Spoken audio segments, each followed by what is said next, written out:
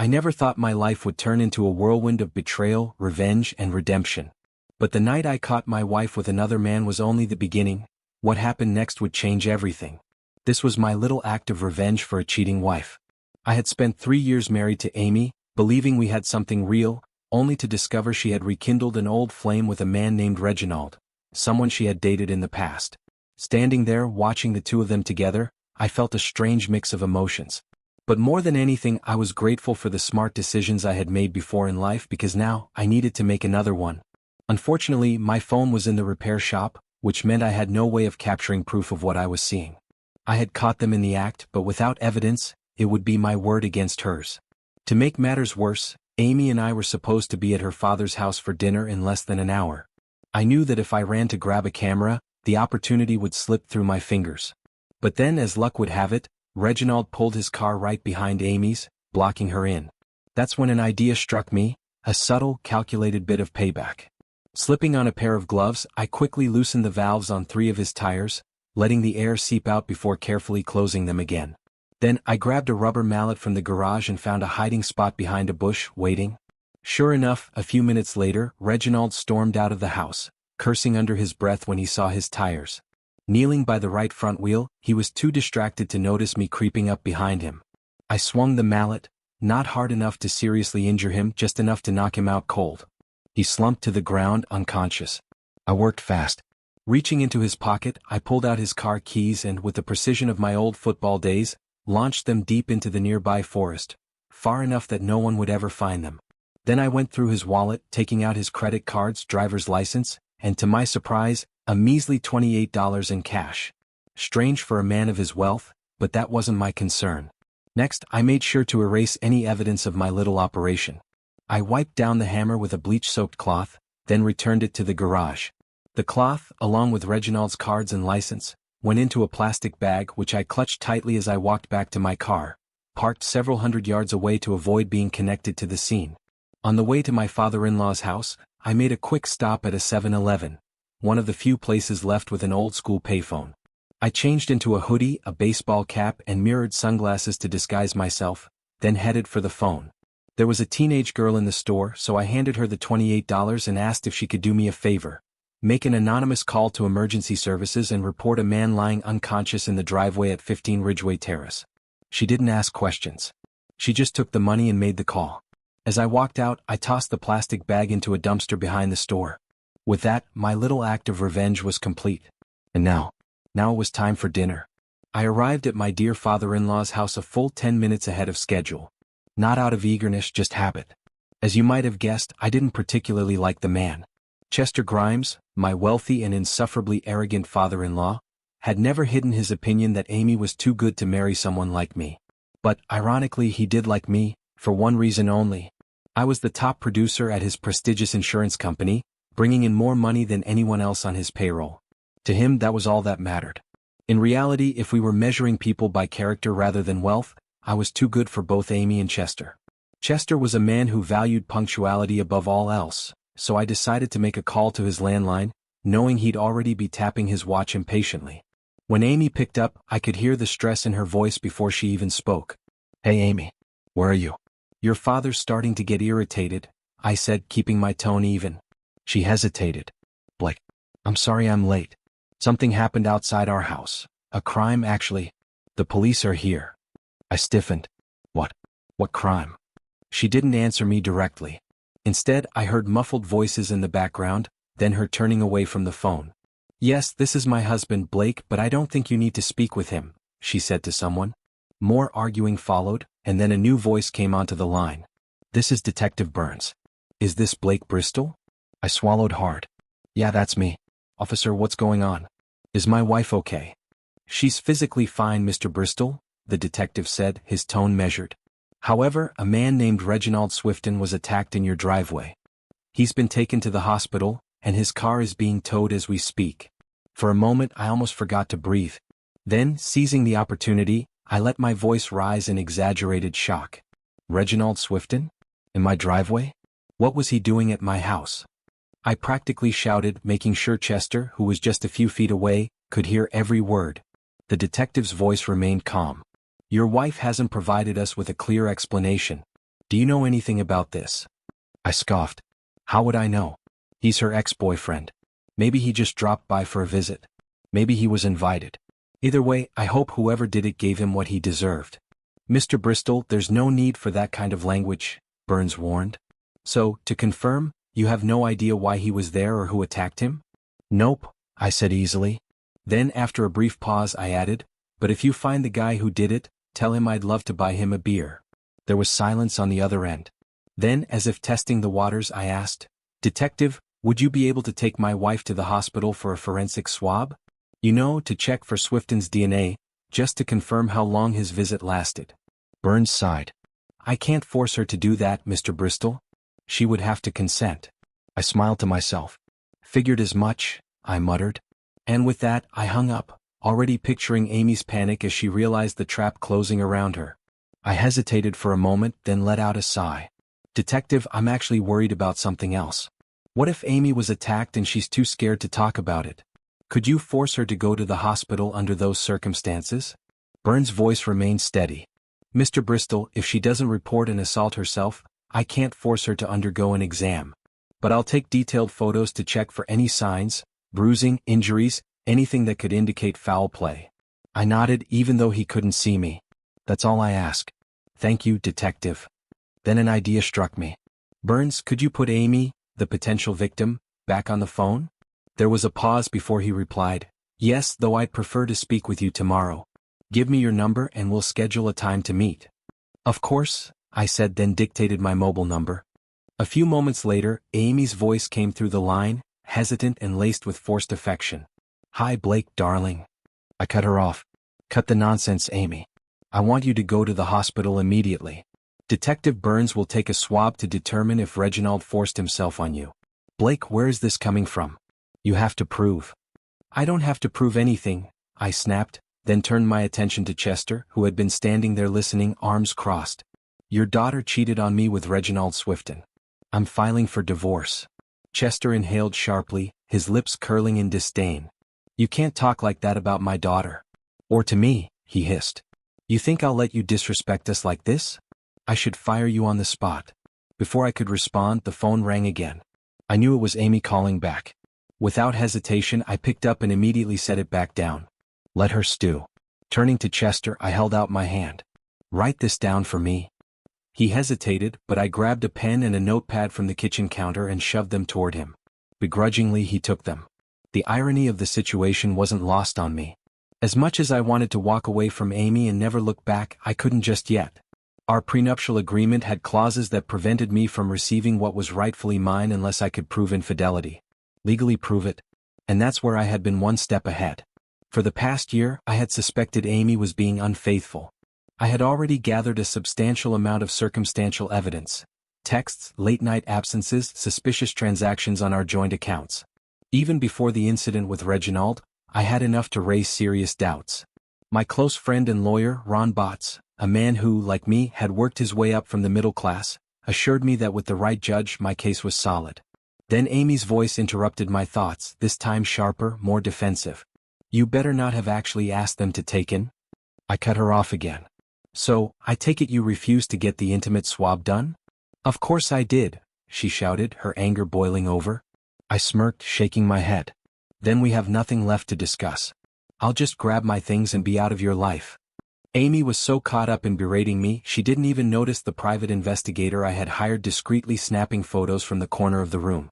The images would show exactly what I needed. Her face, her arms, her flawless skin. No bruises. No scratches. No signs of assault. Which meant one thing. She had nothing to hide behind now. I shut the bedroom door behind me, ignoring Amy's frantic pounding and desperate shouting. Her voice cracked with emotion, but I didn't stop. I had no more words left for her. Moving quickly, I packed my essentials into 2 suitcases, my hands steady despite the storm of emotions swirling inside me. Then came the knock I had been expecting. Detective Burns. I opened the door to find him standing there, his expression unreadable. Mr. Bristol, I need to ask you a few more questions. I exhaled slowly, keeping my composure. Then arrest me, I said flatly. Because I have nothing else to say without my lawyer present. Burns' brow furrowed. Are you sure you want to go this route? Refusing to talk will make you look guilty. I scoffed. And yet here you are, still questioning me when I've already asserted my right to counsel. Either charge me or I'm walking out that door. There was a brief silence before Burns gave a small nod. We'll be in touch. Only through my lawyer, I corrected, handing him one of Ron's business cards before stepping past him and heading out. From that moment on, it was all about strategy. The legal battle that followed was anything but simple, but I had one major advantage. Ron Botts, my attorney and longtime friend, who had been preparing for this from the moment I suspected Amy's infidelity. Every step of the way, from the initial divorce filing to the final court date, Ron and the private investigator I hired ensured that I stayed ahead. As soon as we filed, Ron immediately moved to freeze all marital assets, a request that was granted. This meant neither Amy nor I could touch our money, except for legal expenses, court-approved payments, or special requests agreed upon by both parties. She couldn't drain the accounts. She couldn't run. Chester, for all his arrogance, must have expected me to crumble. Instead, I thrived. Even as the divorce dragged on, I continued to outperform his insurance company, bringing in more clients and winning over 80% of my cases. The numbers spoke for themselves. He needed me more than I needed him. Then came the real twist. During discovery, Amy's lawyer, Amanda McAfee, finally turned over her sworn interrogatory responses. Unsurprisingly, Amy named a witness to the so-called assault she claimed to have suffered, Lila Castle. The same Lila Castle who had been her best friend since college. According to Amy, the alleged attack occurred the Saturday after the incident with Reginald. But here was the problem. There was no evidence to support her claim. No medical reports, no police report, nothing. Just the word of her best friend, who was clearly covering for her. That wasn't even the most ridiculous part. In court, Amanda McAfee suggested putting the case on hold for 2 months so we could pursue mediation, implying that reconciliation was an option. Ron immediately objected, his voice steady but firm. This counterclaim was filed in bad faith. My client has no interest in reconciliation, and given the nature of the allegations, we would like to address the credibility of Mrs. Bristol during trial. Translation? Amy was lying and we were ready to prove it. Still, the delay cost me. Because the case was temporarily suspended, I lost out on interest from $500,000 that had been tied up in the frozen assets. That alone was enough to fuel my determination. Amy had already taken so much from me. I wasn't about to let her take any more. 2 days without shaving, my hair unkempt and unwashed, I looked as disheveled as I felt. The moment Amy laid eyes on me, I saw the realization flicker across her face. She knew. Our relationship was over. But she still clung to the illusion, likely fueled by one thing, the $500,000 at stake. The mediator, a stiff-looking man with graying hair, studied me with mild disapproval. "Mr. Bristol, your appearance is unexpected." I met his gaze without flinching. The order didn't specify a dress code, I said, my tone even. So I showed up like this. Apologies if it doesn't meet your expectations. Amy sat across from me, her hands folded neatly in her lap. She was dressed immaculately as always, trying to uphold some facade of control. But I could see the tension in her jaw. She wasn't fooling anyone. The mediator cleared his throat. "Let's begin. Mr. Bristol, I understand you've been adamant about this issue." I cut in before he could finish. I told her explicitly that she needed to take a swab test, either to prove she hadn't been intimate with Reginald or to press charges against him for assault. I made it clear, if she refused I would divorce her. She made her choice. Amy remained silent, her face carefully composed. But I wasn't done. The mediator, perhaps sensing the tension thickening in the room, made one last feeble attempt. "Mr. Bristol, I want you to stand up, approach Amy and give her a hug. Maybe it will rekindle some feelings." I let out a dry laugh. There's nothing in the court order that says I have to touch her. My voice was calm, but the very thought of it made my stomach turn. Silence settled over the room. No amount of forced sentimentality was going to change the facts. Despite the mediator's clear bias, he knew the motion to convict me of anything would fall apart on appeal. The evidence was too strong in my favor. Then it was Amy's turn to testify. She sat in the witness chair, hands gripping the edge, trying to appear composed. Swearing under oath, she claimed she had never engaged in an extramarital affair. Judge Moore, who had already dismissed nearly all of Ron's objections, shifted slightly in his seat. He looked uncomfortable but still leaned in Amy's favor. When she finished testifying, the courtroom fell into an uneasy silence. Then, as if grasping for an escape, Amy hesitated before mumbling, "Oh, I remember now. I first met him at that party, about 18 months ago. Ron pounced. So, you're saying you didn't know him before your wedding?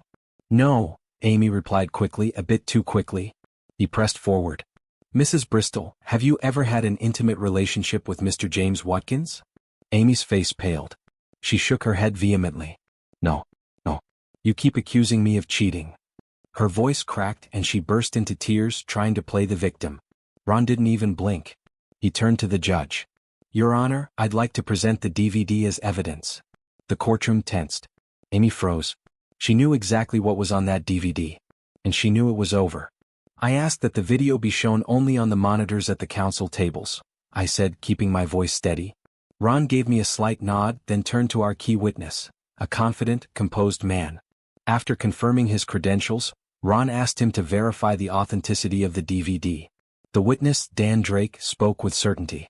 Yes, I recorded this video at the residence of Mr. and Mrs. Watkins, with the full consent of my client, Mrs. Jamie Watkins. He paused, then added the final blow. In this footage, James Watkins and Amy Bristol are seen engaging in intimate relations while she was still married to Blake Bristol, before divorce proceedings had even begun. A tense silence fell over the courtroom. Judge Moore's face visibly stiffened, his agitation barely concealed. Amy sat frozen in her chair, her carefully constructed lies unraveling in real time. Ron pressed on. Mr. Drake, do you have any additional videos that may be relevant to this case? The courtroom waited. Later that day, with the weight of undeniable evidence, Judge Moore swiftly approved the settlement agreement, granted the divorce and sealed the official records. That evening, Ron, a few colleagues, Dan Drake and even Jamie Watkins joined me for dinner to celebrate. Glasses clinked together in victory, the tension of the past few months finally lifting. As we toasted to a successful conclusion, I leaned in and quietly asked Ron, why do you think Judge Moore was so eager to dismiss the case and seal the records? Ron smirked, swirling his drink. I don't have concrete proof, he said, his grin widening, but if I did, well, let's just say I'd be looking at an interesting career shift. I let out a dry chuckle. At this point, nothing surprised me anymore. 2 weeks later. The day had finally come, the final confrontation. Amy thought she was meeting someone else. Instead, she found me waiting for her. She arrived at the courthouse parking lot in her red Toyota Yaris, visibly anxious. Excited even. And why wouldn't she be? She was accompanied by her lover, who parked his sleek BMW right next to her car. They exchanged a few words before he disappeared inside. That was my cue. I stepped out of my car and walked toward Amy's Toyota. Without hesitation, I opened the passenger door, slid into the seat beside her, and placed a brown envelope in her lap. Her eyes went wide. What are you doing here, Billy? Stop it, she shrieked, panic flashing across her face. I smiled.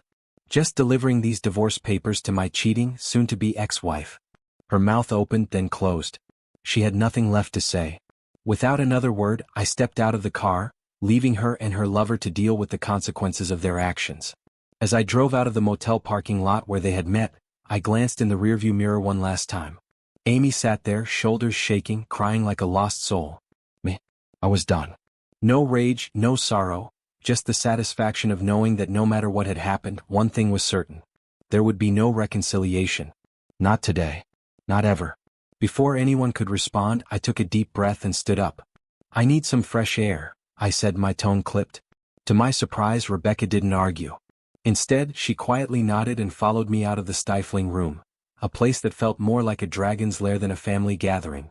I had known Natalie's boyfriend, Alexander, since high school. It didn't surprise me that he had somehow managed to manipulate Rebecca's eccentric mother, convincing her he was the perfect match for Natalie. But honestly, that wasn't my problem. I had no reason to care. I wasn't even invited to Natalie and Alexander's extravagant wedding. At first it didn't bother me. But after they tied the knot, something changed. Alexander started calling Rebecca more often, weaving himself into our lives in ways I never anticipated.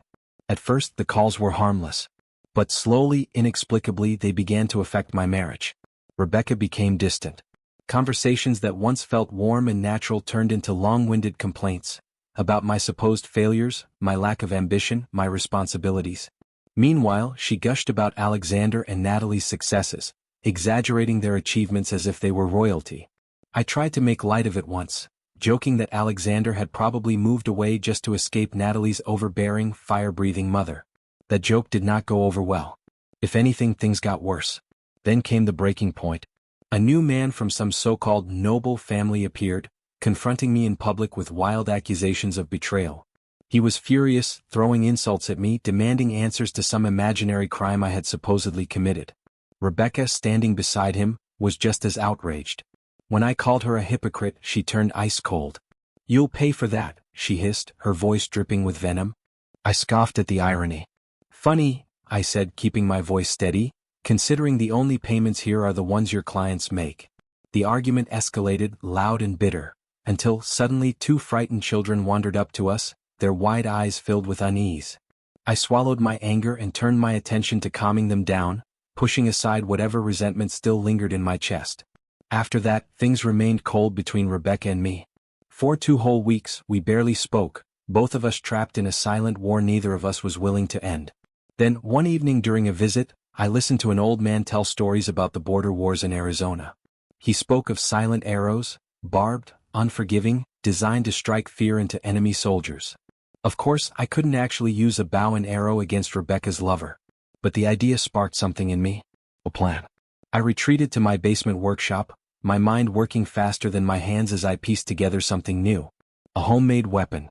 I took a dart and soldered sewing needles to its tip, creating my own version of a barbed arrow. This wasn't about revenge. This was about making a point. And I was ready to take my shot. I had designed the barbed tip with one goal in mind, to make it nearly impossible to remove without medical intervention. But testing it? That was never my intention. Then life threw me an unexpected opportunity. A familiar voice from the previous day's call asked if I had followed through with my visit to the motel. The answer was obvious. Despite the open hostility of my wife's colleagues, I had gone through with filing for divorce, hoping it might finally bring some closure. Instead, it only escalated the tension. One of the men from the motel, the same one who had inserted himself into my business, took things further. His threats turned physical, and I found myself in a position where I had no choice but to defend myself. In the end, he walked away with a few unfortunate injuries, specifically to his backside. I suppose my wife had the pleasure of escorting him to the hospital. Not exactly the romantic evening she had envisioned. For Rebecca, the moment of truth hit hard. The man she thought she knew, trusted, had turned out to be a lying, deceitful coward. Overcome with anger and betrayal, she came at me, fists clenched, demanding an explanation. "How could you?" she shouted, her voice cracking with emotion. I met her glare with a calm, unwavering expression. "I never threatened you with anything," I replied coolly. "Just sign the divorce papers, Rebecca. Let's make this as simple as possible." Her rage didn't subside, but my words struck a nerve. I reminded her, going to lawyers would only drag out the pain, cost us both a fortune, and, in the end, the result would be the same. Slowly, reality sank in. The fight left her eyes as she accepted what I had known all along: there was no saving this marriage. So, we sat down and discussed the terms. We agreed to continue living in the same house, at least temporarily, and to remain civil while we finalized the process. Rebecca signed the papers. Then, 6 weeks later, something I never expected happened.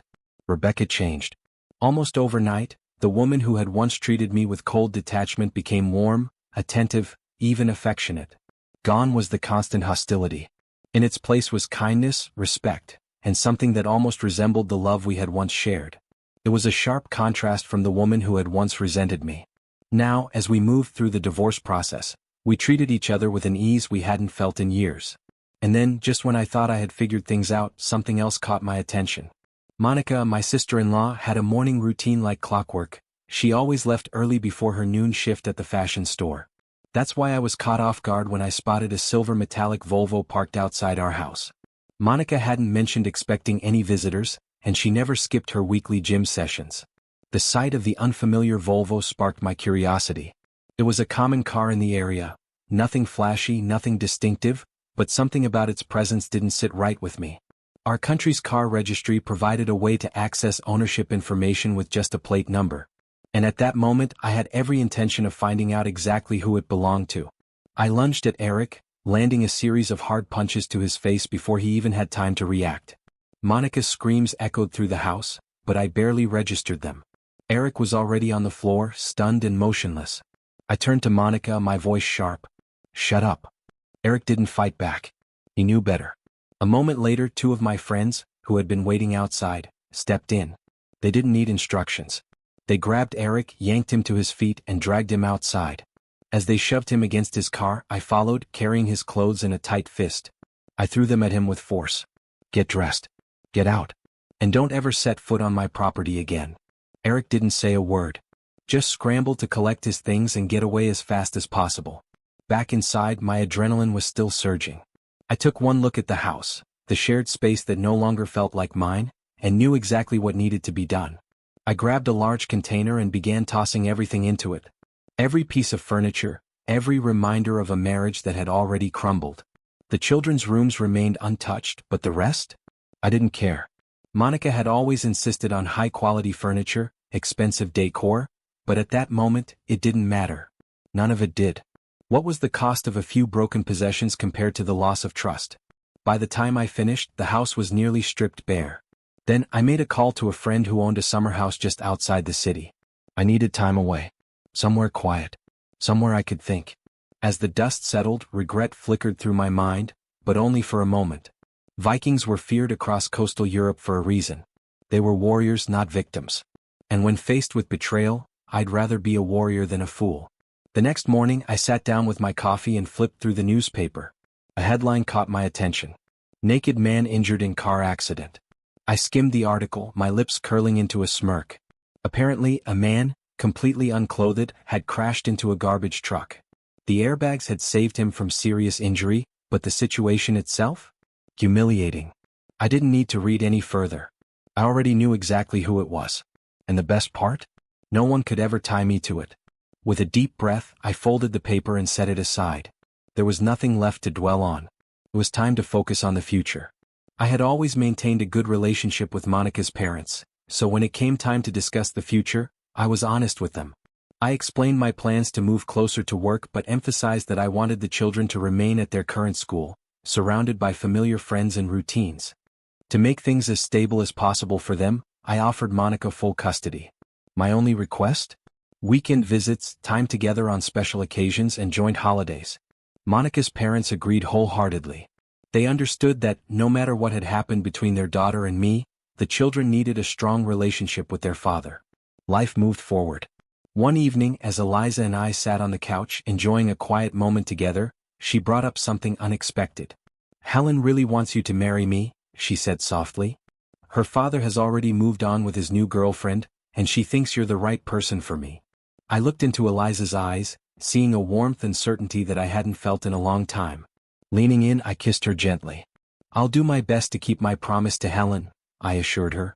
To my surprise, Eliza smiled and said, "I could stay the night, but only if you promise to be a good guy." I wasn't entirely sure what she meant by that, but I agreed without hesitation.